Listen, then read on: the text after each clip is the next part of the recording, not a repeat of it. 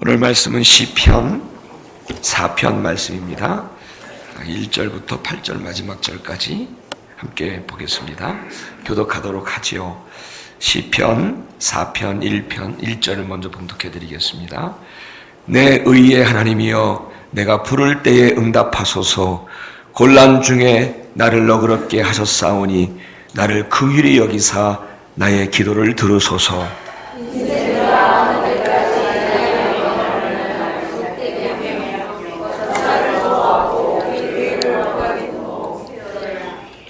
여호와께서 자기를 위하여 경건한 자를 택하신 줄 너희가 알지어다. 내가 부를 때에 여호와께서 들으시리로다. 너희는 떨며 붙들지 말지어다. 자기를 들고 신의 나라로 찬송할지어다. 의의 제사를 드리고 여호와를 의뢰할지어다.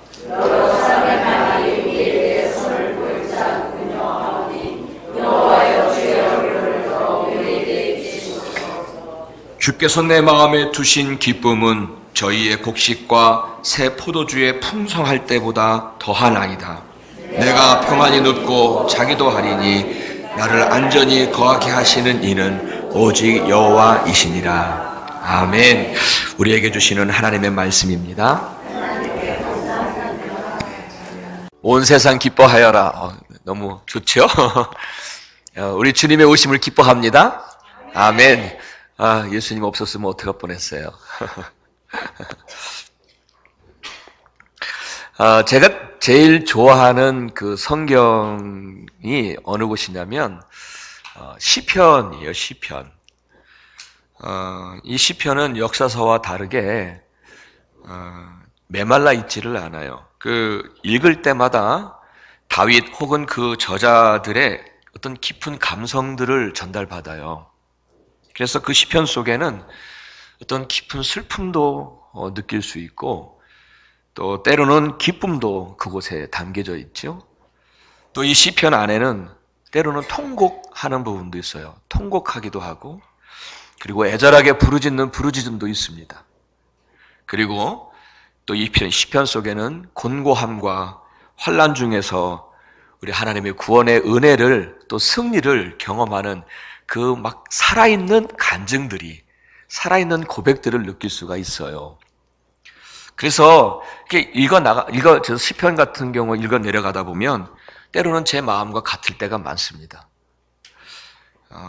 같이 슬프기도 하고, 또 같이 기쁘기도 하고, 또 한 구절 속에서 다윗의 그 간증과 고백 속에서 저까지 힘을 얻는 그런 그 시편이 참 좋습니다. 그래서 저는 힘들고 어려우신 분들에게 욥기서를 읽으라고 권하시는 분들도 있지만, 저 같은 경우에는 시편을 읽으시라고 그렇게 권해드리는 경우가 있습니다.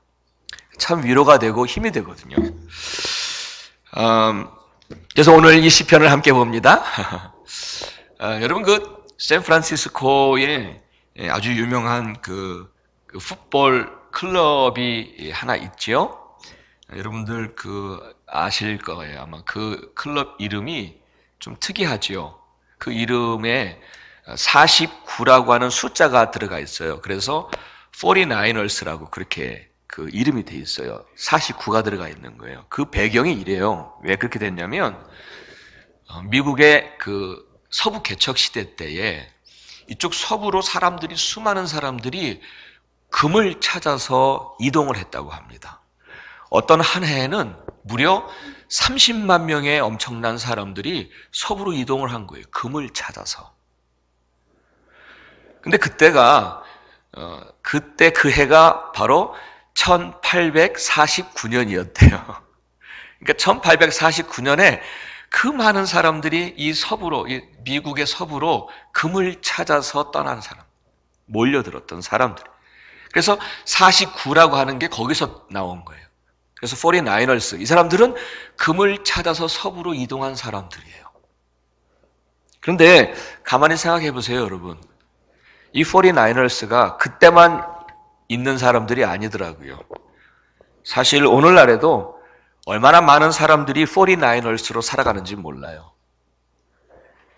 또 다른 금과 부와 행복을 찾아 긴 삶의 여행을 하고 있는 또 다른 49ers가 참 오늘날에도 수없이 많습니다. 특별히 어쩌면 우리 이민자들도 아메리칸 드림이라고 하는 부와 행복을 쫓아서 지금까지 살아온 또 다른 49ers였는지도 모르겠습니다. 그곳에는 금과 돈이 있어서 내 삶을 즐겁게 살 수 있다라고 믿었고, 그리고 그곳에서는 행복의 꿈을 내가 이룰 수 있다라고 믿었기에 많은 이민자들은 또 다른 49ers가 되어서 살아왔던 거지요. 하지만 여러분, 이곳에 정말 수십 년 이곳에 이민 생활을 하시면서 오늘까지 살아오신 분들이 많으신데, 여러분 거기에 정말 우리가 찾던 진정한 행복이 있었나요? 금을 찾아 49ers가 돼서 서부로 왔던 그 사람들처럼 우리는 이 땅에 행복이 있을 줄 알고 이곳에 그 행복을 찾아 49ers가 되어서 그 긴 삶의 여정을 오늘까지 살아오셨어요.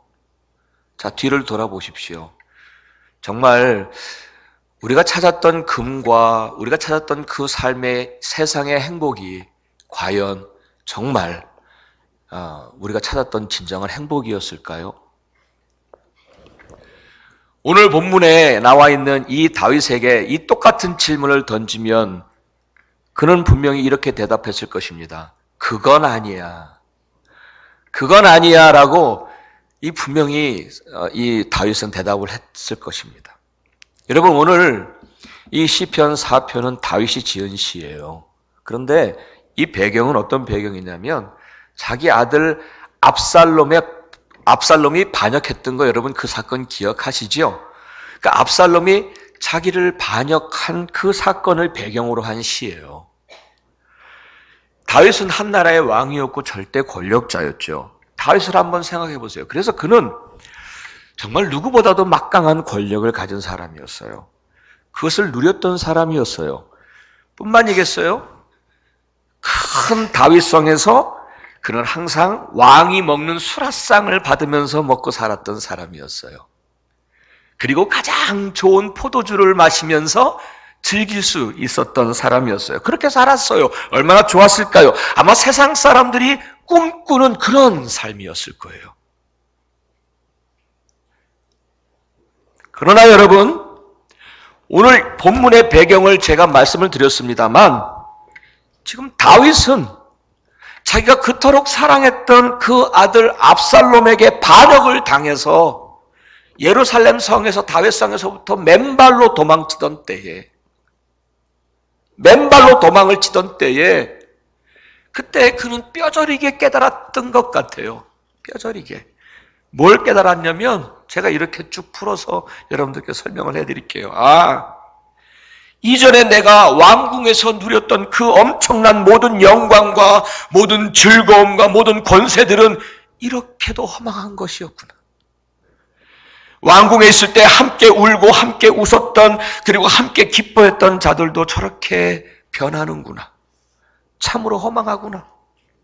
남자라면 누구나 다 갖고 싶어하던 그 왕의 자리, 그 멋지고 화려한 권력과 권세, 그리고 그 맛있고 풍성했던 포도주, 이런 것들을 누리면서 살았었는데, 그런데 지금은 오히려 그것들로 인하여 이렇게도 큰 고통을 당하는구나. 맨발로 예루살렘 성, 다윗성을 쫓겨가면서 도망하면서 그가 뼈저리게 느꼈고 깨달았던 진리였던 것 같아요. 정말 그랬어요, 여러분. 이 아들 압살롬은 아버지 왕의 자리를 빼앗으려고 그렇게도 왕이 되고 싶어서 오랜 시간 동안에 계획하고, 그리고는 결국 자기 아버지에게 반역하고 칼을 겨누고 말았어요. 여러분, 이런 일들은 비극 같은 일들이라고 하지만 사실은 요즘에도 그런 일들 흔하잖아요. 정말 폐륜화적인 사건들이 얼마나 우리의 마음을 아프게 합니까? 정말 재산 때문에 부모까지 죽이는 이 세대를 보잖아요. 다윗 왕도 자기가 그토록 사랑했던 압살롬, 정말로 너무너무 사랑했더라고요. 정말 여러분 아시지요? 압살롬이 요압에 의해서 죽었을 때에 뭐라고 하냐면, 압살롬아, 압살롬아, 압살롬아. 울부짖어 그 죽은 아들 붙잡고 그 죽은 아들 때문에 그렇게 고통스럽게 울어요. 자기를 반역했는데도 그토록 사랑했던 이 압살롬의 그 반역을 보면서 그 큰 아픔을 겪으면서 자기가 지금까지 다윗 성에서 누렸던 세상의 것들이 얼마나 허망하고 얼마나 허무했던 것을 뼈저리게 깨달았던 것 같아요. 그리고는 오늘 본문에서 그 배경으로 하면서 그는 마지막 부분에서 이렇게 진심으로 고백을 합니다. 우리 7절 말씀을 좀 함께 보겠습니다. 7절. 우리 7절 말씀을 보시면 우리 이렇게 고백을 합니다. 우리 7절 함께 하겠습니다. 시작. 주께서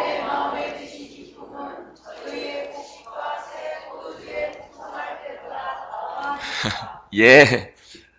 여러분 아멘이십니까? 왕궁에서 그 막강한 권세를 누렸던 그 기쁨보다, 그곳에서 풍성한 물질을 누렸던 그 기쁨보다, 항상 만난 수라상을 받았던 그 기쁨보다 주께서 내 마음에 두신 그 기쁨이 더합니다. 다윗이 깨닫고 또 깨달았던 것 같아요. 우리는 그런데 여러분, 사람들은 다윗성에서 막강한 권세를 가졌던 그 기쁨을 따라가고 정말 만난 것들 주는 그 수라상 받고 싶은 그곳을 따라가는 사람들이 많이 있지만 다윗은 깨달았지 않아요. 자기가 그토록 사랑했던 아들 압살롬에게 반역을 당하면서 깨달았잖아요. 그거 얼마나 허망한 건지. 그것 때문에 내 사랑하는 아들이 나에게 칼을 겨누고 있으니. 여러분, 정말 다윗의 그 마음의 그 고백은 진실된 고백이잖아요. 그것보다도, 그 세상의 기쁨보다도, 세상에 주는 행복보다도 내가 그토록 이 땅을 살아오면서 또 다른 49ers가 돼서 추구하고 쫓아왔던 그 삶의 그 어떤 것보다도 주께서 내 마음에 주신 그 기쁨이 진짜 기쁨이요, 더한 기쁨임을 이 다윗은 고백한 거잖아요. 우리 계속해서 우리 8절 읽을까요? 우리 8절 함께 읽겠습니다. 함께 시작. 내가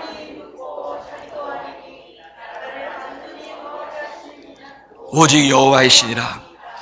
아멘. 이 구절을 제가 이렇게 번역을 할 수 있어요. 공동 번역을 약간 따서 공동 번역과 비슷하게, 하지만 제가 이렇게 바꿨어요.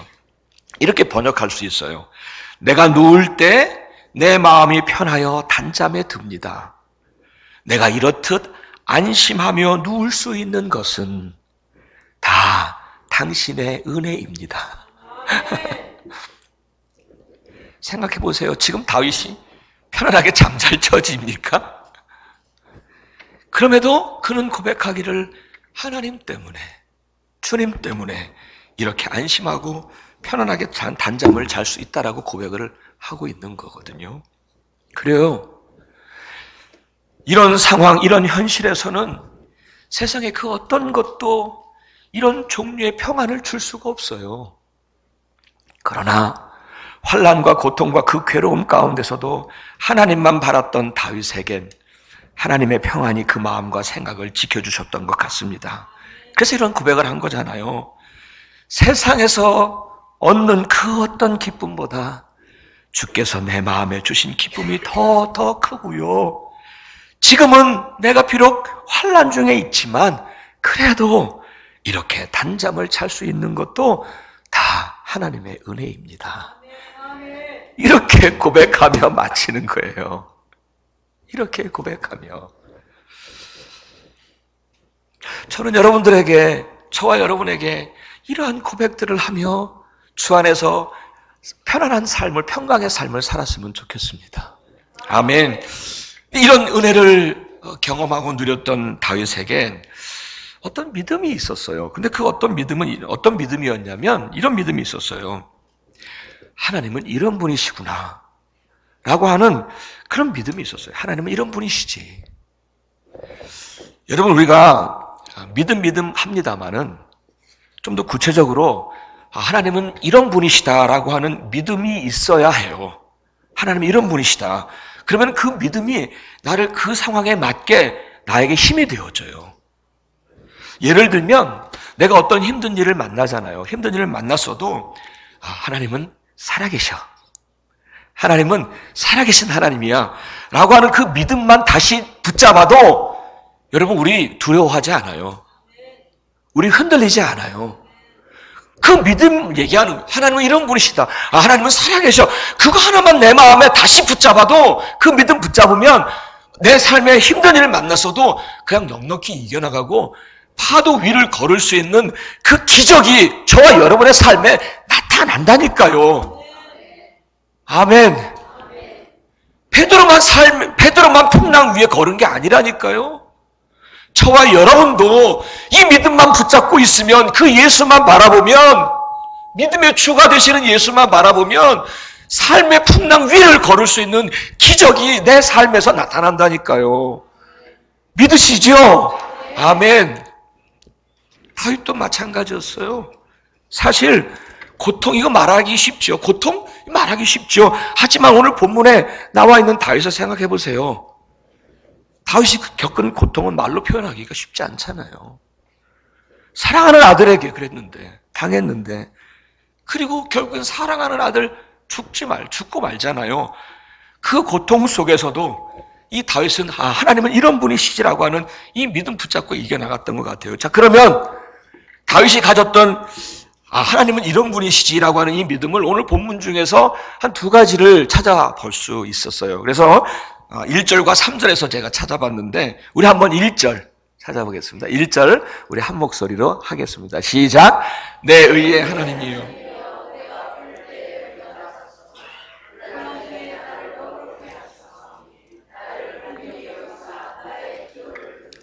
아멘, 아멘. 여기서 뭐 응답하소서 뭐 이런 것보다는 조금 더 특이한 부분이 있어서 하나를 더 찾았어요. 뭐냐면 곤란 중에 나를 너그럽게 하셨습니다 라고 하는 하나님의 모습이에요. 하나님은요 곤란 중에 나를 너그럽게 하시는 하나님이시구나. 이 말을 다시 여러분들께 말씀드릴게요. 곤란 중에 있다는 말의 의미는요 어떤 큰 삶의 육체적인 고통과 환난을 의미한다기보다는 이 정신적인 고통, 정신적인 마음의 큰 고통을 말한다고 합니다. 그러니까 오늘 특별히 본문에서는 이 사람과의 관계에서 발생하는 정신적인 괴로움, 정신적인 고통 이걸 의미한다고 해요. 다윗은 정말 그 어떤 육체의 아픔보다도 그 마음은 이루 말할 수 없는 고통에 있는 상태잖아요. 너무 억울한 일을 당했어요. 그 왕국에서 쫓겨나면서 도망오면서 억울한 일도 당했고 그리고 아들과 신하들로부터 받은 그 배신감, 그가 당한 정신적인 괴로움과 고통은 어떻게 말로 표현할 수가 없잖아요. 그런데 그 뒤에 이렇게 말합니다. 그 뒤에서 이렇게 말합니다. 내가 그 큰 곤란 중에 정신적으로 힘들고 어려웠을 그때에 하나님은 나를 너그럽게 하셨다는 거예요. 너그럽게. 여기서 너그럽게 하셨다는 의미는 풀어주는 것을 말합니다. 풀어주는 것. 억울함과 내 마음의 응어리, 내 마음의 고통 이런 것들을 풀어준다는 뜻이라는 거예요. 여러분, 다윗이 너무나도 아프고 힘들고 정신적으로 괴로웠던 그때에 누가 그 억울함과 그 마음의 고통을 누가 풀어줄 수 있었을까요? 다윗에게 목숨을 바쳐 충성했던 요압이라고 하는 요압 장군도 아니었고요. 그가 가지고 있는 엄청난 재산과 권력도 아니었습니다. 그에게는 그 마음의 응어리와 그 마음의 아픔과 그 고통과 그 정신적인 아픔과 그 힘든 일들은 오직 하나님만이 나의 이 깊은 고통과 아픔에서 풀어주시는 분이시다. 그 믿음을 가지고 있었던 거예요. 요압도 바라볼 수 있었고 자기를 따르는 사람들을 바라볼 수 있었고 자기가 가지고 있었던 모든 세상적인 것을 가지고 있었겠지만 그러나 그것 바라보지 않고 내 마음의 이 아픔과 고통은 오직 하나님만이 나를 풀어주실 수 있는 분이시겠구나. 그 믿음이 있었다는 거예요. 그래서 그 믿음 꼭 붙잡고 하나님을 바랐더니 정말 하나님은 그 다윗의 마음의 아픔과 응어리를 풀어주셨고 믿으시지요? 그 그 아픔과 응어리, 그 고통, 정신적으로 그 마음에 있었던 그거 풀어주셔서 다시금 그 기쁨을 회복시켜 주셨습니다. 주께서 내 마음에 두신 그 기쁨은 여러분 어디서 내 마음을 풀 수 있을까요? 어디서 다시금 기쁨이 회복될 수 있을까요? 없어요.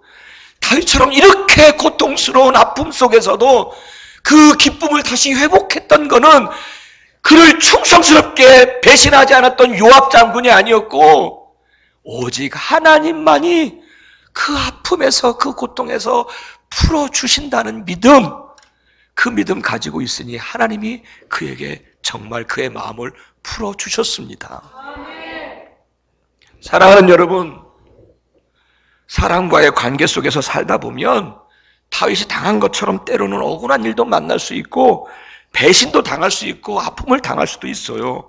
그럴 때마다 우리 능력으로는 내 마음의 아픔과 힘든 거 풀 수가 없잖아요. 그러니까 하나님만이 나의 이 고통과 아픔, 이 억울함까지도 다 풀어주실 수 있는 분이십니다.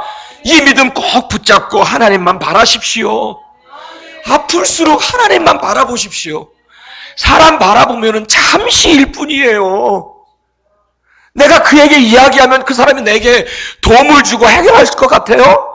잠시일 뿐이에요. 정말 다윗처럼 하나님만 바라보시고 하나님만 의지하시고 하나님께 맡겨보세요. 그러면 다윗이 경험한 것처럼 주께서 내 마음에 두신 그 기쁨은 이것 봐도 저것 봐도 얻을 수 없는 진정한 기쁨입니다. 하나님이 내 마음을 풀어주시는 그 능력을 경험하게 되실 줄 믿습니다. 아멘. 우리 계속해서 3절을 좀 읽겠습니다. 3절 읽겠습니다. 함께 하겠습니다. 시작. 여호와께서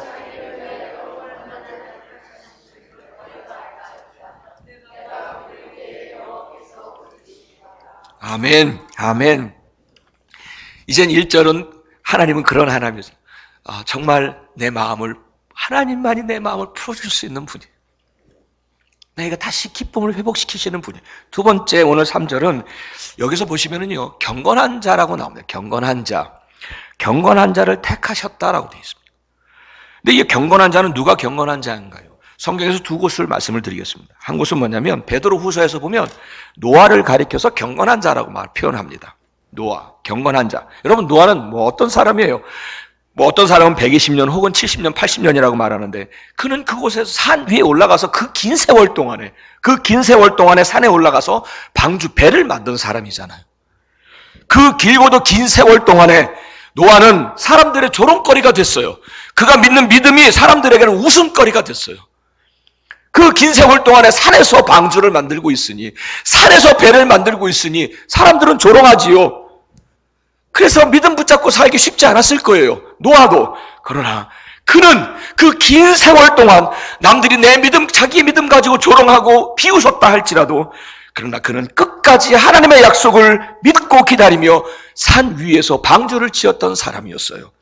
그렇게 끝까지 흔들리지 않는 믿음을 가진 노아를 가리켜 경건한 자라고 말합니다. 끝까지 흔들리지 않는 믿음 가지고 있는 사람, 그 사람을 경건한 자라고 말합니다. 아멘. 두 번째 성경 구절에서는 또 이런 사람을 경건한 자라고 말합니다. 우리 시편 32편 6절인데 그건 제가 적어놨어요. 한번 좀 보실까요?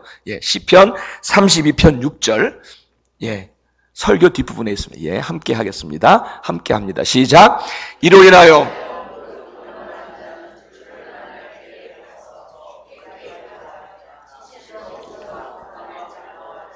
저에게 미치지 못하리이다. 아멘. 경건한 자는 어떤 사람이라고요? 주님을 만날 기회를 만들어서 주님 앞에 엎드리는 자예요. 주께 기도하는 자예요. 이렇게 경건한 자는 기회가 있을 때마다 기회를 만들어서 기도하는 자들이에요. 하나님을 온전히 신뢰하고 의지함으로 항상 기도하는 사람들, 바로 그들이 경건한 자예요. 믿으십니까? 어떤 환경과 어떤 현실, 두 가지예요. 어떤 환경과 어떤 현실에서도 흔들리지 않는 믿음을 가진 노아와 같은 자, 그가 경건한 자입니다. 그리고 항상 주 앞에 기도할 틈을 타서 기도에 힘쓰는 자, 그들이 경건한 자입니다. 여러분, 저와 여러분은 이 경건한 자의 길에서 함께 하기를 축복합니다. 자, 그러면은 이 3절에서 보시면 바로 그런 경건한 자를 어떻게 하신다고요? 택하신다는 거예요. 오늘 본문의 3절에 보시면 그 경건한 자를 택하신다는 거예요. 여기서 택하신다는 얘기는 구별한다는, 따로 구별해서 구별한다는 의미거든요. 여러분, 소돔과 고모라 성 기억하시죠? 소돔과 고모라. 근데 이 소돔 성에서 살고 있었던 한 사람, 여러분이 잘 알고 계시는 한 사람이 살고 있었어요. 누구죠? 소돔 성에 아브라함의 조카 롯이 있었어요. 소돔 성에 아브라함의 조카 롯이 살고 있었어요. 그는 하나님을 섬기는 정말 경건한 자였어요. 그런데 보세요. 롯은 죄악의 성 소돔 성 그 안에 살고 있었습니다만, 그러나 그 속에서도 하나님은 그 경건한 자 롯을 따로 구별해서 믿으십니까? 따로 구별해서 그를 구원하셨습니다. 그 얘기를 하고 싶은 거예요. 경건한 자를 택하셨다는 얘기는 경건한 자를 택하셔서 구별하셔서 당신의 은혜 가운데 구원하신다는 얘기예요. 그래요, 여러분. 하나님은 그런 하나님이세요. 이 땅에 죄악 중에 우리가 살아가고 있어요. 어쩌면 소돔보다도 더 죄악 가운데 있는 이 세대를 살아가고 있어요. 그렇지만 하나님은 경건한 자를 택하셔서 끝까지 흔들리지 않는 믿음 가지고 있는 그 경건한 자를 택하셔서 어찌하든지 하나님 앞에 기도하는 자를 택하셔서 구별하셔서 눈동자같이 지키시고 부르짖을 때마다 들으시고 롯의 경우처럼 피할 길도 내시고 구원하시는 하나님이십니다. 그 하나님이세요. 그 하나님. 다윗이 바로 이 믿음을 가지고 있었던 거예요. 아, 하나님은 이런 분이시구나. 사랑하는 성도 여러분, 지금 육체적으로나 생활로나 혹은 정신적으로나 아프고 혹시 어려우신 분들 계십니까? 그럴 때마다 여러분 흔들리지 마시고요. 하나님만이 내 모든 고통에서 풀어주시는 분이심을 믿으시기를 바랍니다. 믿음 붙잡고 하나님만 바라보십시오. 그러면 하나님은 여러분의 마음에 기쁨을 두실 것입니다. 정말 믿으십시오. 그리고 또 하나, 하나님은 이런 분이시다라고 하는 믿음. 하나님은요, 자기를 바라고 그 앞에 엎드리는 경건한 자를 택하셔서 구별하셔서 그를 지키시고 그를 보호하시고 그를 소돔과 같은 곳에서조차도 그를 구원하시는 하나님이십니다. 그 믿음 꼭 붙잡으십시오. 그러면 반드시 하나님께서는 다윗에게 임하셨던 그 기쁨을, 그 평안을 우리와 저와 여러분에게도 그대로 동일하게 임하게 될 줄 믿습니다. 이 믿음 가지고 여러분, 이 험악한 세상에 또다시 승리의 길을 걸으시기를 주의 이름으로 축원합니다. 아멘, 아멘. 기도하시겠습니다.